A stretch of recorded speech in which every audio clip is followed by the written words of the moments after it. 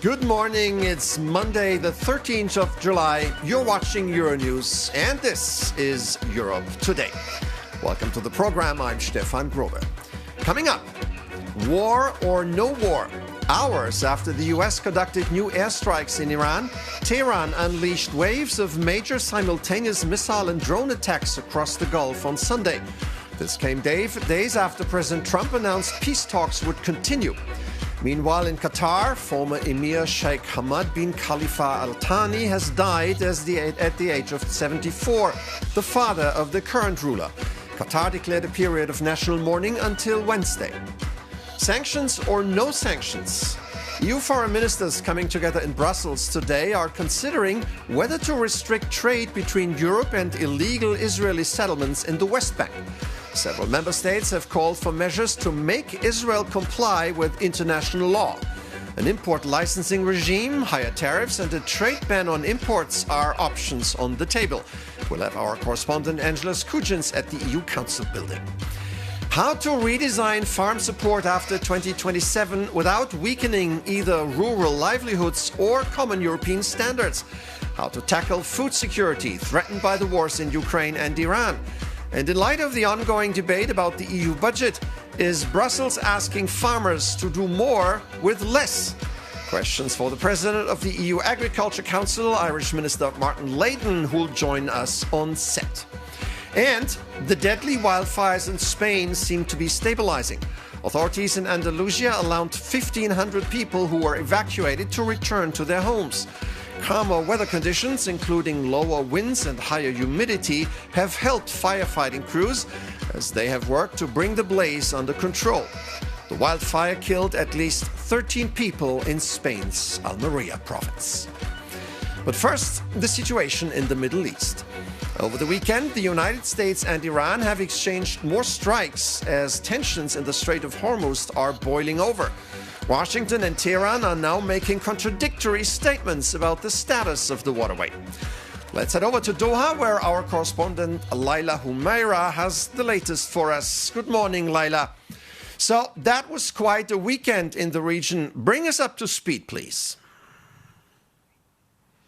Good morning, Stefan. Yes, that's right. Gulf nations have once again found themselves on the front lines of this conflict and confrontation between the U.S. and Iran. Now, overnight, the U.S. conducted new airstrikes on southern Iran, prompting Tehran's retaliation against U.S. bases in the region. Now, just 24 hours ago, countries like Bahrain, Kuwait, the UAE, and here in Qatar had intercepted a barrage of missiles coming from Iran and activating those national emergency alerts. Now, Washington, on its part, said that those airstrikes it conducted in Iran over the weekend was in response to a ship that was attacked in the Strait of Hormuz by Iran. Now, here we see time and time again the events unfolding in the Strait of Hormuz become either a major sticking point in the negotiations or a major escalation point in the aggression and conflict between the U.S. and Iran. So that's where we stand, a heightened state of alert all over again in the Strait of Hormuz, and a big question mark over what this all means for the negotiations and peace talks. Stefan. And the Iranian attacks on the Gulf countries also came at what would turn out to be a sensitive and somber time in Qatar with the passing of the former ruler of the country. Laila, what's the mood like in Qatar right now? Yes, unfortunately, hours after intercepting those missiles from Iran, Qatari officials on Sunday morning announced the passing of the former ruler of Qatar, Sheikh Hamad bin Khalifa Al Thani.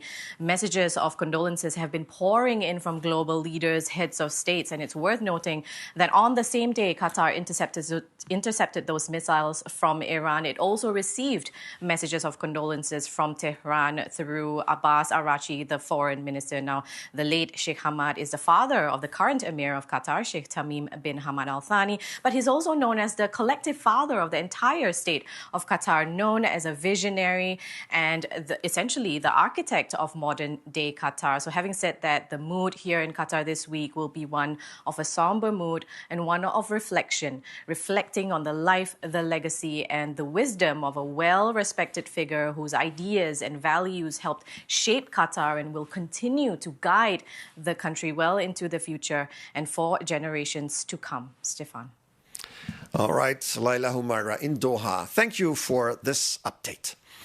A fight is brewing ahead of today's EU Foreign Affairs Council meeting in Brussels, where ministers are expected to debate whether the European Union should restrict or even ban trade with Israeli settlements in the occupied Palestinian territories. For more on this, I'm joined by our EU correspondent Angela Skujins, standing by at the European Council building in Brussels, where this debate is expected to occur. Good morning, Angela. Why don't you just fill us in, please? Good morning, Stefan. So yes, as these ministers stream in behind me for a Foreign Affairs Council meeting in the Belgian capital, I'll give you the backstory as to why this meeting is expected to be a spicy one. Last week, the EU executive, that's the European Commission, presented an options paper to the 27 capitals regarding what a crackdown on EU trade with illegal Israeli settlements could look like. This was first reported by Euronews. There is a certain precedent for this to occur. The last time the 27 EU heads of state met in Brussels for a European Council summit, they released a statement at the end conclusions unilaterally condemning Israel for its ongoing expansionist activities in the occupied West Bank, while calling on that country to uphold its obligations under international law to protect those Palestinian communities. On top of this, we've heard the European Commissioner for Trade, Maros Šefčovič, as well as the EU's foreign policy chief, Kaja Kallas, stating these Israeli settlements undermine peace as well as the two-state solution. But what is on the table today are three potential options, the most controversial of which being a partial or outright trade ban between the EU and those Israeli settlements. But we're not expecting a concrete decision to be made today, but an opportunity for the European Commission to gauge the temperature among those foreign ministers regarding what option could be taken here. And Angela, it wouldn't be a wild guess if I said the discussion will become heated, right? Yeah, so we know that there's opposition among certain member states, such as Germany and the Czech Republic, to take a more cautious approach. But there are stronger voices, particularly coming from Belgium, Germany and the Netherlands, for this outright trade ban. On top of this, those certain member states want the 27 out of 27 to vote in support here, raising the bar, versus qualified majority vote being 15 out of the 27, lowering the bar here. So not only are we expecting the debate to centre around what approach should be taken, but also how this approach should be taken. But as these updates come through, we'll be providing those to our readers on Euronews. All right, Angela Skujins at the European Council for us. Thank you very much. Today, the Hungarian parliament will vote to amend the constitution, which mostly aims to remove the country's president, Tamás Súlyog, whom Prime Minister Peter Magyar has called Viktor Orban's puppet. This forceful and certainly unusual approach has drawn concern from several NGOs and advocates for the rule of law. To make sense of it all, let's bring in our Hungary expert, Sándor Síros. Good morning, Sándor. Good to see you. Morning, Stefan. So, Sándor, why is Magyar targeting the president, and what comes next? So, Magyar wants to start a new political era in Hungary after his landslide election victory in April. And as you said, he wants to remove all of the, what he calls, puppets of Viktor Orban, so key officials holding power behind the scenes. So the president, the chief prosecutor, the president of the media authority, because he wants to establish a new system. And now you know what's going to happen. Today the parliament will surely approve these constitutional amendments because the ruling party has supermajority, and then the president has 5 days to sign or not to sign these constitutional amendments. If he is not signing it, the parliament could withdraw his mandate, so I expect him to be out of office next week. Sándor, honestly, we don't see every day that a president, a head of state, is being removed after a change of government in an EU member state. What has this to do with democracy? And is the EU Commission or the other EU institutions, are they doing something about it? Indeed, this is a very interesting question, and it's a little bit paradoxical because, first of all, I don't recall any other EU countries, firing, kicking out a sitting president from the office by a government. So this is something new. We never seen this before. But on the other hand, the Hungarians knew this because it was a key electoral promise from Péter Magyar. He said it many, many times. If he comes to power, he will kick out this president. So people actually voted for this. So it's also legitimate in a way because he has a lot of support for doing this. On the other hand, the opposition, Viktor Orbán's Fidesz party, thinks that this is the first step towards a dictatorship. They called for a protest last week. And on the other hand, what you asked about the European Union, so far the European Union is completely silent about this. They are saying they monitor the events. In my view, they are silently approving this move because they support Péter Magyar's government to make this democratic turn and to go towards the EU values. All right, Sándor Síros, as ever, great stuff. Thank you very much. As geopolitical tensions drive up energy prices and Europe's dependence on imported fossil fuels remains under scrutiny, the debate over the continent's energy future has taken on new urgency.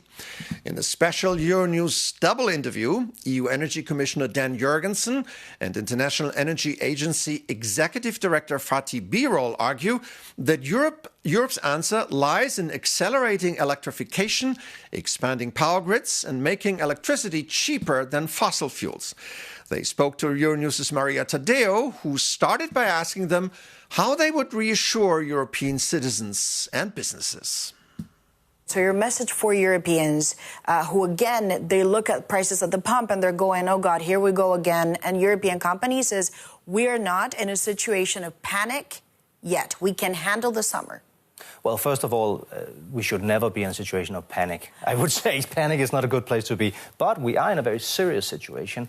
And I'm not telling people or companies or businesses or decision makers not to be worried. There is, unfortunately, reason to be worried. But we can act, and we will act. One of the things that I am arguing, that we in the Commission are arguing, and that Fatih Birol is supporting, is we really need to do whatever we can to electrify our economies as fast as we can. Because there's many things we can do to be independent of fossils. Many of them takes years, but electrification is something that you can do and that will have an immediate effect. Well, the Europeans have also said they will not pay for passage, but as it stands, do you now begin to factor a scenario in which, and I know it's extreme, but do you think $100 a barrel oil is possible? What numbers are you looking at in terms of your new scenarios? Yeah. It is. There are so many uncertainties, but the uncertainties are not related to energy sector. It is related to the politics and what is happening in the conflict over there. If Hormuz is closed again, we may see upward pressure on the prices with significant implications on the economies. And you have a number in mind? Is in your conversations with the Commissioner, did you say be prepared to this level? I don't need to tell the Commission is always well prepared, but I can tell you that the entire world should be prepared for the worst case, which we hope will not materialize, but we really need to be prepared for this worst case scenario. And what does worst case mean? If the Hormuz is closed again. and prices go up to a particular level? Where do you see a trigger point? If you push the prices up today, it is $75 and so on, and it may really push the price up if the Hormuz Strait is closed once again. What is the key now for Europe to be able to have homegrown energy at an affordable price? Because what companies in across Europe continue to say is competing on the energy front with the US, which is pretty much self-reliant, and the Chinese is very difficult. So here, the main option we have is electrification. We have to electrify our energy, our economy as much as possible, which means more electric cars, more heat pumps, industry more electrified, and because we can generate the renewables, solar, wind, also nuclear power and others at home here, and therefore reduce our vulnerabilities vis-à-vis what is happening in this country, that country, as much as possible. In my view, this should be at the center of the European energy strategy. Maria Tadeo there speaking to EU Energy Commissioner Dan Jorgensen and IEA Executive Director Fatih Birol. As wars and trade tensions reshape global markets, Europe's food security is once again under pressure.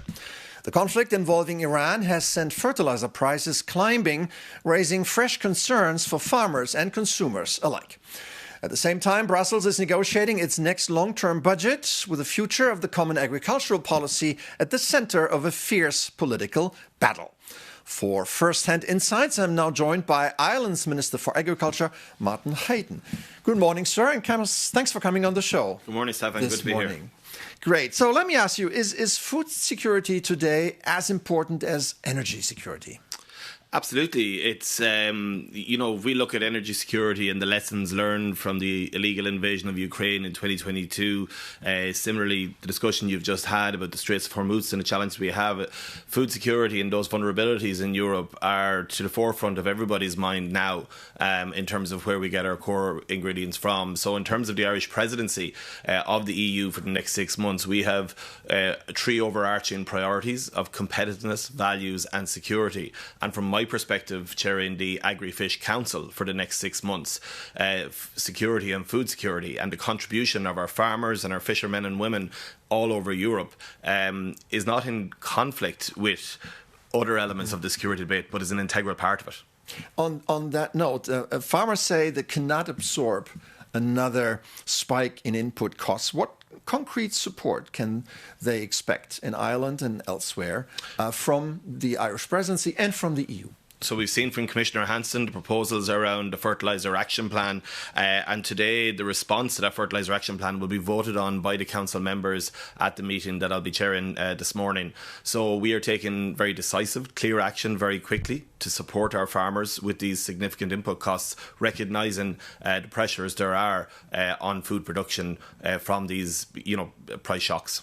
And one more on the budget discussions. The next EU long-term budget is becoming a battle over priorities. Is the common agricultural policy under threat?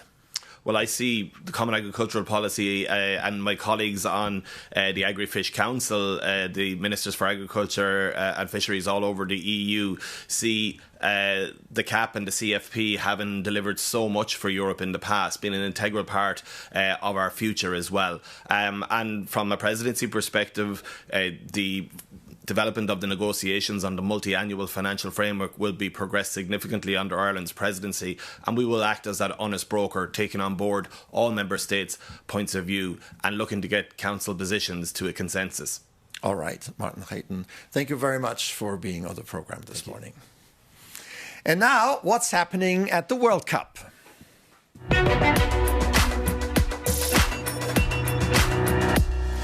Here we are. What started out as the biggest tournament ever with many exciting newcomers from Africa and the Middle East has become the sole affair of global football royalty. The last 4 teams have all won the World Cup before.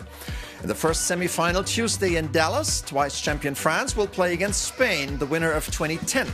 The French beat Morocco 2-0 to advance. Spain prevailed 2-1 in extra time after a thrilling match against the valiant Belgians. So, a nice match between friends and neighbors? Not at all. Former Spanish Prime Minister Mariano Rajoy had already stoked tensions with racist remarks, saying that there were no Frenchmen on the French team, an apparent reference to the fact that Team France includes players who either have immigrant backgrounds or come from former French colonies.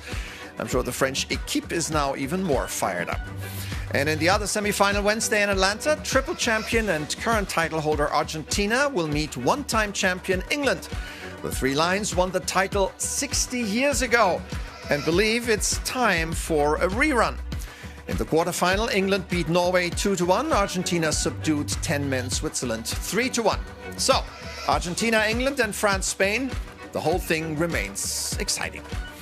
That does it for us today. Thanks for joining us this morning. I'm Stefan Grobe. Take care and see you tomorrow.